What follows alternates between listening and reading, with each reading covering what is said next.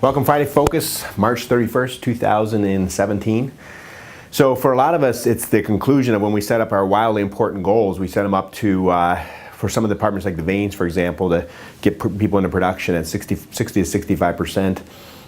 Cosmetic has a goal, and Shelby's still going on for a few more months. I know that some of the departments, Southgate, I was just out talking to them, they're kind of getting ahead of their goal. Theirs is actually set up for the end of the year for the cosmetic. And some people are, just kind of starting them up again. So I'm going to talk about some things I've observed going to the different departments and meeting with the different teams and different offices about what created success and what maybe created some struggles. And there was some consistency I could see. That's what I want to kind of work on. And there's a process when you're trying to grow that you go through. There's 4 steps to a growth. And the first one is making a commitment. So the first thing is commitment. You make a commitment. In this case, let's take the vein wig. Wildly important goal was getting production from 35 to 60%, 65% by March 31st. That was a couple of the department's goals.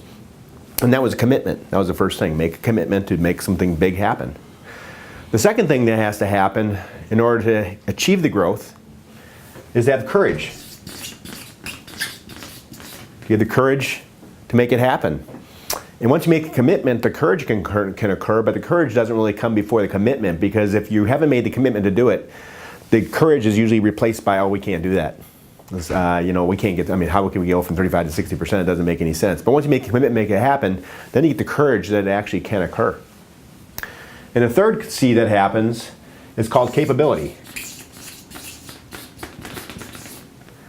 And capability, in the case of, I was down with Southgate's wildly important goal yesterday, and we talked about how they kind of hit theirs pretty consistently, and they felt they owed a lot of it to teamwork, and they had set their goal from 35 to 65% by March 31st. They were consistently over. They ended up at 67%.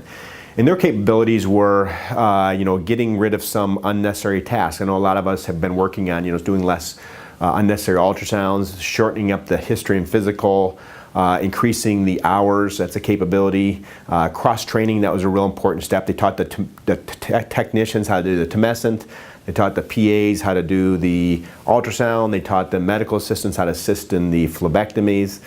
They really cross-trained. In fact, they were talking about having the front desk learn how to do the consults. And that was really kind of a smart idea. And what that did is increase their capabilities. In the case of the commitment was getting from 35 to 65%. And the courage was, oh, we can do this. We have the ability where, 65% is not a crazy number, it can happen. The capability was, making sure we have the ability to do it. And sometimes that means, adding some skills, adding some maybe hours, adding some capabilities that are something that you don't currently have. And if you don't increase your capabilities, you're probably going to be stuck by not reaching your commitment. And the last thing that happens, once you made the commitment, you gain the courage, and you build the capabilities, okay, comes confidence. When you have confidence, then you typically will hit your goal straight on. And so I was meeting with them on their WIG goal, and they want to raise their target now to 70%. What did that do? It created a new commitment. Okay, so when they had the confidence, they were able to make a new commitment. They knew and it's going to be harder to go from 65 to 70% than it was from 35 to 50%. Because as you get better, the gains are a little tighter, but it's the confidence to make that commitment over again. Okay. Now some of us got stuck where we really didn't get to our goal, and let's talk about what I've seen in that situation.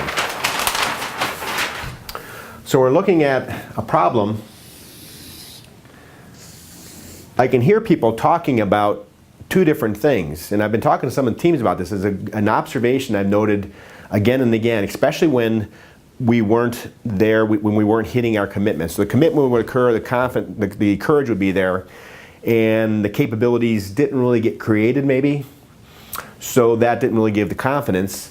And in those situations, what I saw was a lot of justification. So there's a lot of justification of why the commitment wasn't reached, and the justifications were usually external. A lot of blaming of the patients, a lot of saying, well, we don't take their insurance, or the person had a vacation, or they had spring break was coming up, or you don't understand, Dr. Moak, our patients are crazy. There's all these different things that people blame. And the groups that most consistently hit their numbers, they didn't really spend any time talking about Justify. They talked about solutions.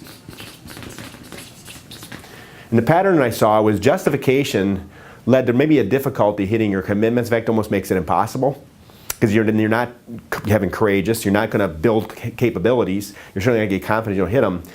But the more time you spend over here on Justify, the less likely you'll ever be to achieve your commitments. Okay, and I saw this very succinctly in the most effectively performing groups. They only talked about solutions in their meeting. In fact, when somebody started talking about justification, the team would kind of jump in and say, okay, well, we can't fix that. Let's move on and talk about what we can do. Like the person that has their bad insurance, like, okay, you can't fix that. You're not going to have them change their insurance. They got their crappy insurance. They're kind of stuck with it. But we said our goal is 65%. What about the other people, right? So the people spending time over here typically did not really hit their goals. But the people spending time over here pretty consistently did, because the people on the solutions side figured out how to increase their capabilities. Okay? A lot of the capabilities were internal. First off, acknowledging the fact that we got to cross-train and learn some things, overcoming things, getting rid of things that didn't really have value, didn't create value to our customers, delegating things, eliminating things, automating things. These are all solutions. Where spending time over in justification leads to really kind of an inability. Then you got to work like twice as hard because you're so focused on these justifications. So my recommendation for you to kind of get your wildly important goals going forward, we didn't really talk about this too much, but now I think it's very important. Now we can see the pattern. The justifications, go ahead and put them out there. It's okay to say them. Just say them and don't debate them. Okay, just acknowledge it. Okay, so we have some people that don't have insurance, and we have some people that are really, we don't want them as customers. We have some people that aren't medically necessary. We have some people that can't afford it. We have some people that are broke. We have some people that are getting married. We have some people going on vacation. Done. What about everybody else? And let's find the solutions. So that's the Friday focus. Good luck. Some people are starting wigs all over again. Some people are still in the midst of them. Let's get out of the justification, work on the solution. These are not really our problem. Okay, these here are our problems. Thank you very much.